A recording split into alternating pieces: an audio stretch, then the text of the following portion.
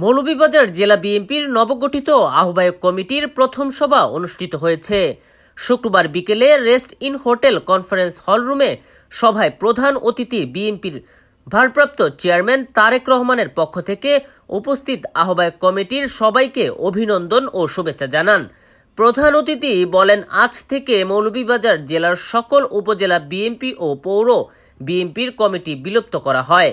পরবর্তীতে আহ্বায়ক কমিটির মাধ্যমে মৌলভীবাজার জেলার সকল উপজেলা, পৌর, ইউনিয়ন ও ওয়ার্ড বিএনপির কমিটি সম্মেলন ও কাউন্সিলের মাধ্যমে গঠন করা হবে। আহ্বায়ক কমিটির দায়িত্ব তাদেরকেই দেওয়া হবে যারা বিগত স্বৈরাচার সরকারের আমলে আন্দোলন সংগ্রাম করেছে, সাংগঠনিক দক্ষতা রয়েছে, দলের জন্য ত্যাগ স্বীকার করেছে। বাংলাদেশ জাতীয়তাবাদী দল বিএনপির মৌলভীবাজার জেলা শাখার আহ্বায়ক কমিটির প্রথম সভা মৌলভীবাজার জেলা বিএনপির নবগঠিত আহ্বায়ক ফজলুল করিম ময়ূন এর সভাপতিত্বে এবং জেলা বিএনপির সাবেক সাধারণ সম্পাদক ও জেলা বিএনপির সদস্য মিজানুর রহমান এর সঞ্চালনায় প্রধান অতিথির বক্তব্য রাখেন কেন্দ্রীয় বিএনপির নির্বাহী কমিটি সাংগঠনিক সম্পাদক সিলেট বিভাগ জি.কে. গাউস। বিশেষ অতিথির বক্তব্য রাখেন কেন্দ্রীয় বিএনপির নির্বাহী কমিটির সাংগঠনিক সম্পাদক সিলেট বিভাগ মিফতা সিদ্দিকী, কেন্দ্রীয় বিএনপির নির্বাহী কমিটির অন্যতম সদস্য ও সাবেক সংসদ সদস্য এম নাসের রহমান, কেন্দ্রীয় বিএনপির নির্বাহী কমিটির অন্যতম সদস্য ও জেলা বিএনপির সদস্য হাজী মুজিবুর রহমান। জেলা বিএনপির আহ্বায়ক কমিটির নেতৃবৃন্দদের মধ্যে উপস্থিত ছিলেন জেলা বিএনপির সদস্য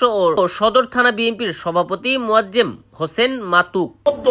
তার আমাদের কোনো বিকল্প নেই। আমরা ঐক্যবদ্ধভাবে সেই অদৃশ্য শক্তিকে পরাজিত করে আমরা জনগণের যে সরকার প্রতিষ্ঠা হবে ভোটের মাধ্যমে, সেই দিকে আমরা আগাতে গেলে আমাদের সংগঠনকে ঢেলে সাজানোর কোনো বিকল্প নেই। মৌলভীবাজার জেলা সিলেট ডিভিশনের মধ্যে অত্যন্ত সমৃদ্ধশালী একটি জেলা। শিক্ষা দীক্ষা অর্থে বৃত্তে এখানকার মানুষ অত্যন্ত সৃজনশীল মানুষ, অত্যন্ত রুচিশীল মানুষ।